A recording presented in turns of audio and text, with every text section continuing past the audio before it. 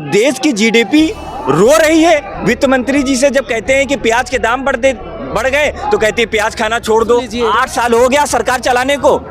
इन्होंने कहा था पहले पंचवर्षीय में 2 करोड़, 7 लाख नौकरियों का सगुफा छोड़ते हैं मोदी जी, लेकिन आपने देखा है हर जगह प्राइवेटाइजेशन कर रहे हैं। क्या बात कर रहा हूँ, 40 करोड़ लोग बेरोजगार फिर रहे हैं, आपकी तनख्वाह बढ़ गई, आप मीडिया गोदी मीडिया हो गए। तो पूछ लेते ना मोदी जी से कि आप जब वहाँ पे थे गुजरात में तो कहते थे 35 रुपए लीटर तेल भी कहूँगा, आप कहते थे कि रुपया उसमें आईसीयू में पड़ा हुआ है। तो तेल सस्ता हो गया, रुपया महंगा हो गया, क्या डीलर सस्ता हो गया, डीजल सस्ता हो गया। जो गूंगी बहरी सरकार है इस देश की, मीडिया से रिक्वेस्ट है मेरी बात उस देश की मीडिया को गूंगी बहरी सरकार तक पहुंचा दीजिए। 2014 के पहले जो महंगाई डाइन थी, आज वही महंगाई और डार्लिंग हो चुकी है। साल 2014 में गुजरात के तत्कालीन मुख्यमंत्री नरेंद्र मोदी ने कहा था बहुत हुई महंगाई की मार, अब की बार फला फला की सरकार। लेकिन उसी नारे के साथ में कांग्रेस भी आगे बढ़ती हुई दिखाई दे रही है। 10 साल का वक्त बीत जाएगा 2024 में पूरे देश में लोकसभा का चुनाव होना है। कांग्रेस पार्टी भी सड़कों पर है। कांग्रेस पार्टी चाहती तो सड़कों पर इसके पहले आ जाती, लेकिन जब सोनिया गांधी को, राहुल गांधी को ईडी का समन भेजा जाता है और दोनों से पूछताछ की जाती है, राहुल गांधी सड़क पर आते हैं। इसके बाद राहुल गांधी की गिरफ्तारी दिल्ली पुलिस के द्वारा कर ली जाती है। राहुल गांधी को ऐसा लगता है नहीं साहब, अब हमको तो रोड पर आना पड़ेगा, अगर हम रोड पर नहीं आएंगे हो सकता है बीजेपी वाले उन्हें 6 महीने साल भर के लिए जेल में बंद कर दें। तो कांग्रेस एक तरीके से 2022 में ही शक्ति प्रदर्शन कर रही है। ये देखिए, पहले तस्वीरों को देख लीजिए कि देश के अलग अलग हिस्सों से लोग आए हैं। कोई राजस्थान से आया है, कोई मध्य प्रदेश से आया है, तो कोई उत्तर प्रदेश से आया है, तो कोई हरियाणा से आया है। अलग अलग राज्यों से लोग आए हुए हैं और अपना विरोध दर्ज करवा रहे हैं कि महंगाई पर ये लोग हल्ला बोल रहे हैं, बेरोजगारी पर हल्ला बोल रहे हैं, रोजगार पर। लेकिन कांग्रेस तमाम कार्यकर्ता मौजूद हमारे साथ हैं। सचिन जी, ये जो आप लोग आए हैं तो कांग्रेस के जो नेता हैं राहुल गांधी गिरफ्तारी कर ली जाती, इसके बाद आप लोग सड़क पर आते हैं, आप लोगों को बहुत डर रहे हैं आप लोग बहुत ज़्यादा। देखिए, डर तो मोदी को है। मैं आप कहना चाहता हूं कि जिस तरह से आज देश में बेतहाशा महंगाई चरम पर है और पूरी तरीके आप सभी लोगों ने देखा है कि लगातार महंगाई के मार से आम जनता पर। ये देखिए, आप इस तस्वीरों को देखेंगे, राहुल गांधी यहाँ पर फिलहाल पहुँच चुके हैं और जो उनकी सिक्योरिटी गार्ड्स है उनकी गाड़ियाँ जारी है और राहुल गांधी अभी कुछ देर में पहुँचेंगे। फिलहाल राहुल गांधी फिलहाल पहुंच चुके हैं, लेकिन कांग्रेस कार्यकर्ताओं में और ज़्यादा जोश आ गया है। कोई शेर बता रहा है, कोई कुछ बता रहा है। हालांकि प्रधानमंत्री नरेंद्र मोदी को भी भारतीय जनता पार्टी के नेता जो हैं वे लोग शेर बताते हैं, शेर है तो ज़्यादा खर्च उठाने पड़ेंगे, ज़्यादा पैसे लगेंगे, इसीलिए डीजल पेट्रोल के दाम बढ़ते जा रहे हैं। कोई कह रहा था कि राहुल गांधी शेर हैं, शेर तो नरेंद्र मोदी है ना, जो लगातार खर्च बढ़ता जा रहा है, इसी वजह से महंगाई बढ़ती जा रही है। शेर सिर्फ देश में इकलौता है, वो है श्री राहुल गांधी जी। जिस तरह से उन्होंने आवाज उठाई इस झूठी सरकार के खिलाफ, मोदी को झुकना पड़ा। आज देश में बेतहाशा महंगाई चरम पर है और मोदी जी आम जनता का उपहास उड़ा रहे हैं। कहाँ गया वो नारा, बहुत हुई महंगाई की मार, अब की बार मोदी सरकार। अरे ये फेंको की सरकार है। इन लोगों ने जो भी कहा है आज तक वो पूरा नहीं किया है। आप देख रहे होंगे आज इस ऐतिहासिक स्थल पे जो रामलीला मैदान है दिल्ली का, वहाँ देश भर से जनसमूह इकट्ठा हुआ है श्री राहुल गांधी जी के नेतृत्व में। लेकिन जिस तरह से मोदी जी ने इस देश को तबाह करने का काम किया है, देश के आम जनमानस को तबाह करने का काम किया है महंगाई के बोझ से। आज सिलेंडर का दाम देखिए 1000 के पार हो गया, 200 रुपये किलो से ज़्यादा सरसों तेल हो गया। और मोदी जी क्या करते हैं, क्या कहते हैं, कभी बोलते हैं भाइयों बहनों करके ध्रुवीकरण में फंसा दो, हिंदू मुसलमान करा दो, जिससे कि ये मुद्दे ठंडे हो जाएं। लेकिन कांग्रेस पार्टी आम मुद्दों को लेकर के सड़कों पे है। जिस तरह से हमने सड़कों पे संघर्ष किया, आज रैली के माध्यम से इस फेंकू की सरकार को आने वाले 24 के चुनाव में उखाड़ फेंकने का काम सिर्फ और सिर्फ कांग्रेस पार्टी करेगी, राहुल गांधी करेंगे। इन फिरका परस्त ताकतों के खिलाफ हम लोग एकजुट होकर के लड़ाई लड़ रहे हैं। बेरोजगारी हो, महंगाई हो, जो बेतहाशा जो जीएसटी हो, जिससे व्यापारी तबका जो तबाह हुआ है, इसको हम लोग एकजुट होकर के मजबूती से बीजेपी वाले कह रहे हैं फेंकू तो कांग्रेस वाले हैं और प्रधानमंत्री को अगर आप लोग फेंको बोलते हैं, उन्होंने कांग्रेस को देश से उखाड़कर फेंक दिया। कांग्रेस देश में कहीं नज़र नहीं आ रही, लेकिन जहां पर कांग्रेस है वहां पर हत्याएं बढ़ती जा रही हैं। अभी जो एनसीआरबी का रिपोर्ट आया हुआ है उसमें पता चल रहा है कि राजस्थान में लोगों की मौतें हो रही, लोग आत्महत्याएं कर रहे हैं, पुलिस प्रताड़ित लोगों कर रही है। देखिए, फेंकू सरकार मैं इसलिए कह रहा हूं कि जिस तरह से मोदी ने कई वादे किए थे 2014 में, 2 करोड़ नौकरियों का वादा था, 15 लाख की बात थी, कई सेक्टरों में अलग अलग प्राइवेटाइजेशन में करने का इनका वादा था। आज क्या हुआ? आज तो देश की जीडीपी रो रही है। वित्त मंत्री जी से जब कहते हैं कि प्याज के दाम बढ़ गए तो कहती है प्याज खाना छोड़ दो। तो मैं कहना चाहता हूं कि जिस तरह से ये सरकार लोगों को बरगलाने की कोशिश कर रही है, इस हमारे लोगों को लड़ाने की कोशिश कर रही है, इसके खिलाफ आज आम नागरिक आंदोलित हैं और ये आंदोलन आने वाले समय में क्रांति का रूप लेगा। हमारी यात्रा स्टार्ट होने जा रही है कन्याकुमारी से लेकर कश्मीर की, जिसकी यात्रा का नाम है भारत जोड़ो। क्या फर्क उस पड़ेगा? यात्रा से सुनिए, मैं बता रहा हूं, उस यात्रा से ये फर्क पड़ेगा जो देश में ध्रुवीकरण का माहौल है, पोलराइजेशन का माहौल है, उसके खिलाफ हम लोग गांधीवादी विचारधारा के साथ, अहिंसावादी विचारधारा के साथ देश में सभी तबकों को एक साथ लेकर के जोड़ने का काम करेंगे। जो मोदी ने देश को तोड़ने की साजिश रची है, विपक्षी दलों को ईडी का डर दिखाया है, इसके खिलाफ हम लोग लड़ाई लड़ेंगे। सरकार तो बना लेंगे, हो सकता है सरकार आप लोग 24 में बना भी लें गठबंधन से, लेकिन आप लोग सरकार नहीं चला पाओगे। क्यों नहीं चला पाएंगे? सुनिए मेरी बात। अरे सर सुन लीजिए, राजस्थान में हम लोगों ने किसानों का 72,000 करोड़ कर्जा माफ किया। नहीं थी, स्मृति ईरानी रोड पर आई थी ना। उस समय जो महंगाई थी, आज की महंगाई में कितना डिफरेंस है। उस समय पेट्रोल के दाम, डीजल के दाम 80 रुपए थे, आज कहाँ गए? सिलेंडर के दाम बढ़ी है ना सर। देखिए कहाँ कमाई बढ़ी, बेरोजगारी तबाह हो गए लोग, कमाई आप बता रहे हैं। राजस्थान में आपकी सरकार है ना? राजस्थान में हमारी सरकार है। हमने आप सभी लोगों ने देखा, मैं आपको बता रहा हूँ, वहां देखा हम लोगों ने कैसे हर फील्ड में रोजगार सृजन का काम किया, जिसमें हम लोगों ने आउटसोर्सिंग के माध्यम से जो नहीं सुन लीजिए, आप हमारी बात सुन लीजिए। पत्रकारों की तो एक बात होती है, सुनते नहीं है, वो सिर्फ मोदी की सुनते। मोदी कहते भैया ये कह दो, प्रेस कॉन्फ्रेंस किया नहीं, कैसे सुनते हैं मोदी की? फर्जी का आरोप लगा रहे हो आप। राहुल गांधी जी कांग्रेस पार्टी हमेशा करती है, मोदी जी भी करते थे। कब करते थे? अरे जब पीएम नहीं थे तब करते थे। अरे तो वही मैं कह रहा हूँ, ये लोग झूठे नहीं बन पाए ना। मैं बता रहा हूँ, ये लोग झूठे लोग हैं। इन लोगों की बातों मत आइए, इन लोगों की बातों में कभी नहीं आना चाहिए।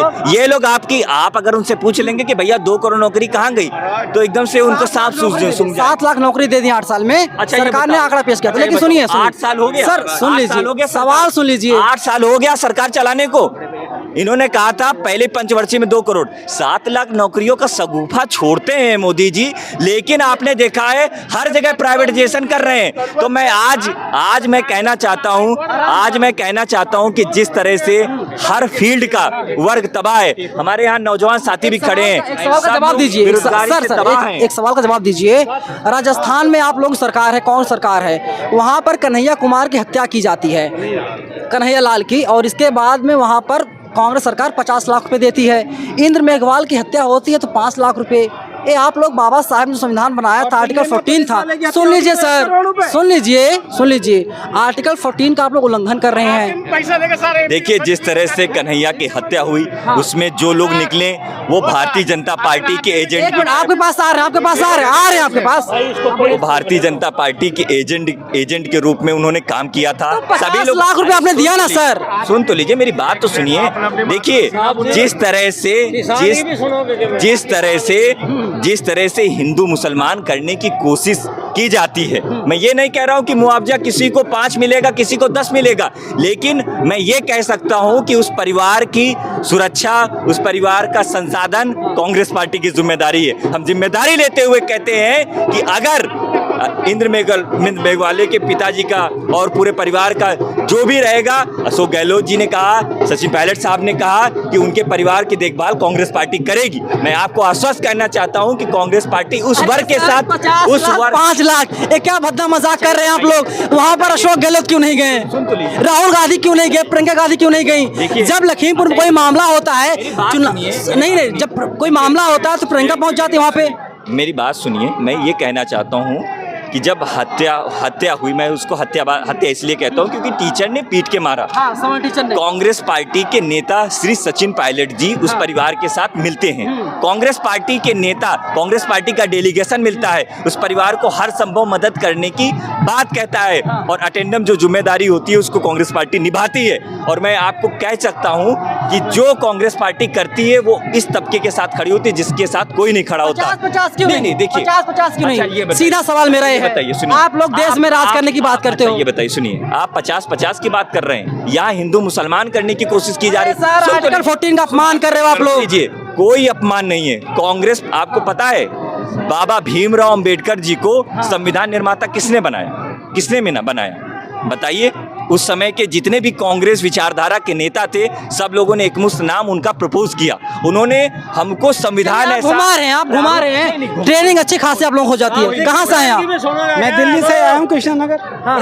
बहुत जोश है ना आप लोगों में? जी, होना भी चाहिए। हाँ, तो क्या लग रहा है, महंगाई घट जाएगी या महंगाई बढ़ती जाएगी ऐसे ही? महंगाई घटेगी या नहीं घटेगी ये तो वजीर आजम के पेट के अंदर है। कौन सा वजीर आजम? जो हमारे देश के वजीर आजम, आपका भूल गए? आप तो उन्हीं के लिए नौकरी कर रहे हो, आपकी तनख्वाहें बढ़ गई। अरे क्या बात करते हैं? क्या बात कर रहा हो? 40 करोड़ लोग बेरोजगार फिर रहे हैं, आपकी तनख्वाह बढ़ गई, आप मीडिया गोदी मीडिया हो गए, तो पूरा हिंदुस्तान। आप हमें आरोप मत लगाइए, ठीक है ना? हम गोदी मीडिया नहीं है। अगर हम गोदी मीडिया होते तो शायद यहाँ पर नहीं होते। आप लोगों को आवाज में आवाज हम ना मिलाते।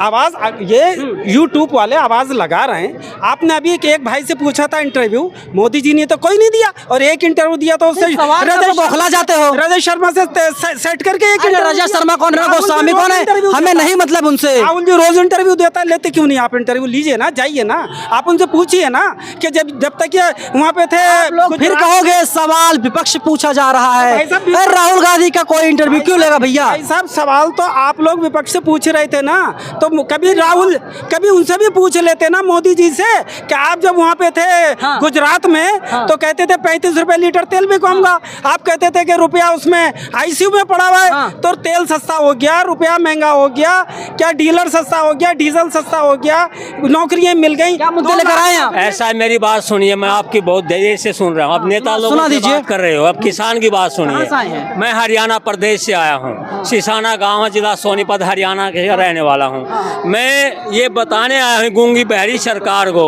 जो खाते कट्टे का रेट था वो तो बढ़ा दिया और खाद के कट्टे का वजन घटा दिया। इस देश में सरकार नाम की कोई चीज नहीं है, जो गूंगी और बहरी सरकार है। मेरी सीधा डिबेट में इस देश के प्रधानमंत्री से करना चाहता हूँ। कांग्रेस रैली में क्या करने आए हैं? जाइए ना, बैठिए, आंदोलन कीजिए।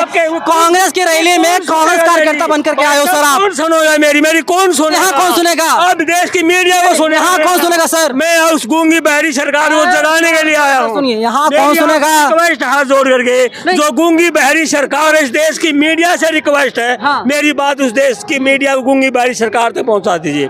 8 से 8 साल पहले एक सरकार थी इस देश के अंदर, प्रदेश के अंदर, हरियाणा प्रदेश है जहाँ से मैं ताल्लुक रखता हूँ। चौधरी भूपेंद्र सिंह हुड्डा मुख्यमंत्री थे, वे हर वर्ग की सुनते थे, हर एक वर्ग का काम करते थे। और मैं एक और पे कहना चाहता हूँ आपके चैनल के माध्यम से, अभी एक चला हुआ है, अभी राहुल गांधी का बयान आया था, जो कांग्रेस का अध्यक्ष होगा वो गांधी परिवार से बाहर का होगा। अशोक गहलोत का भी नाम आया था। मैं ये बता देना चाहता हूँ, अगर हिंदुस्तान में शुक्रिया।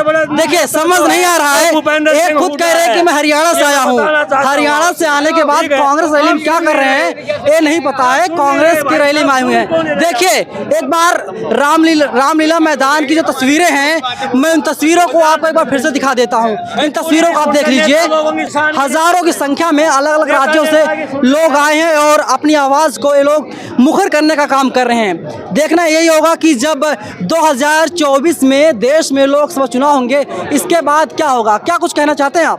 देखिए कि आज जिस तरह से पूरा देश का जो मेरा नाम विशाल राजपूत है, मैं प्रवक्ता हूँ कांग्रेस में, और जो आज देश के हालात हैं वो हालात ना आपसे छुपे हैं ना इस देश की जनता से छुपे हैं। 2014 के पहले जो महंगाई डाइन थी, आज वही महंगाई आज भारतीय जनता पार्टी और नरेंद्र मोदी महंगाई डार्लिंग हो चुकी है और डार्लिंग हो चुकी है। तो कुल मिला के आप देखिए जो दैनिक चीजें थी रोजमर्रा की, जितने भी खाने पीने की चीजें से लेके इससे असर पड़ेगा सर कोई? बिल्कुल सर, ये जनमानस यही जनमानस जो कांग्रेस को सबक सिखा कौन होगा पीएम 2024 का बता दीजिए? 2024 में कोई भी पीएम हो, वो पीएम होगा इस देश की जो आवाज को बुलंद कर रहा होगा, इस देश की अपोजिशन कौन सा होगा? नाम बता। राहुल गांधी, नीतीश कुमार, ममता बनर्जी, अखिलेश यादव, मायावती की आवाज को बुलंद करने वाले हमारे नेता माननीय राहुल गांधी हैं। और आज जो पूरा विपक्ष है और आज पूरे देश में जो मोदी के विरोध में एक आवाज बुलंद हो रही है, जिस सबके दिल में जो शेरों की तरह धड़क रहा है, उसका नाम सिर्फ राहुल गांधी है। और आप देखिएगा बहुत जल्द इस तरह की फिरका परस्त ताकतें आज नहीं आई हैं, इससे पहले भी देश में आ चुकी हैं। और आप ये कह रहे हैं कि फिरका परस्त ताकतें जो प्रधानमंत्री मोदी हैं और जो बीजेपी है उनको फिरका परस्त बता रहे हैं।